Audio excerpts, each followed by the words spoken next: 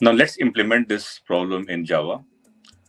So the algorithm that we have deduced in our previous video.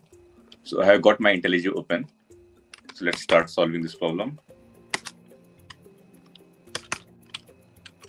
I will take this method name here.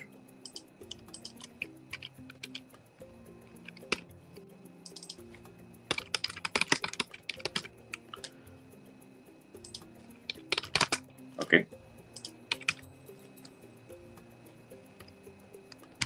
Now, first of all, we see that the nums.length can be starting from 1 to 100. So if we have got 1, let's check for this base condition that if it's only like one house given, then we can simply return whatever value is there. It's same as dp0, but we just try to return it as soon as we see that the length is only 1. It would be return nums of 0. It's same as this, that we only have this one house, then whatever the value is there, we just return it. If it's greater than 1, then we go with the solution that we discussed. We create a, first of all, dp array of nums.length, this array where we created, and we'll calculate solution for each of them. And for dp0, we already know that it should be nums of 0, right? And for dp1, we already calculated that it would be the max of these two houses, 0 and 1.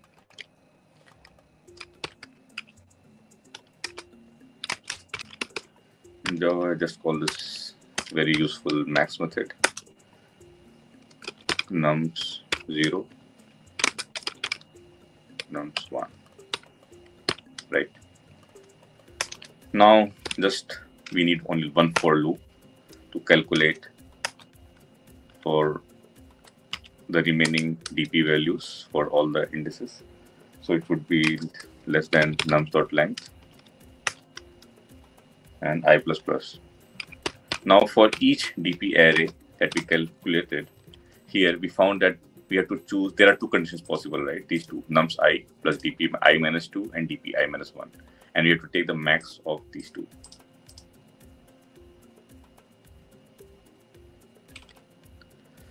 It would be math.max of nums I plus dp I minus 2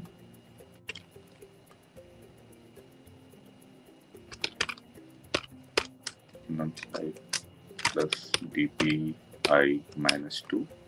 This is our first condition. Second condition is dp I minus 1.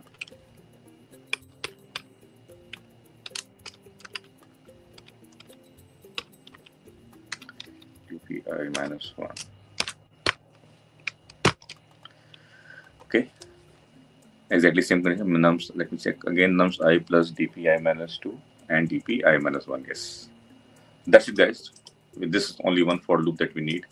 And then we return dp of nums dot length. Length is 5. So 5 minus 1, 4, which is our index.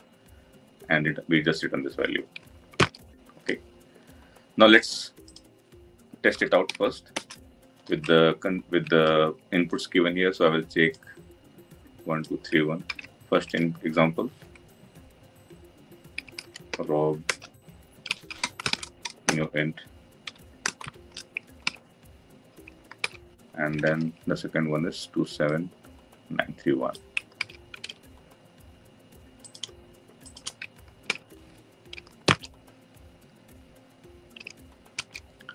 Let me run this.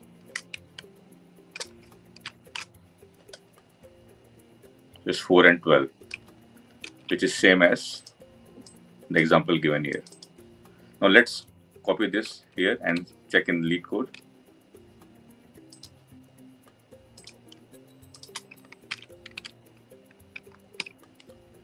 And submit it. Yeah, so you see they're very fast, 100%. So our algorithm is working perfectly correct. So let's go and check the space and type complexity again. So for the time complexity, because we are only having one for loop, right? And it's just iterating to the number nums length. So it would be O of n. Similarly, for space complexity, we are only creating 1D array of size nums. So it would be again O of n. So both time and space complexity is O of n. So guys, that's it about house solver problem. In the next video, we will solve the 11th problem in this tutorial series, which is maximum product subarray in LeetCode. And this is our 11th problem.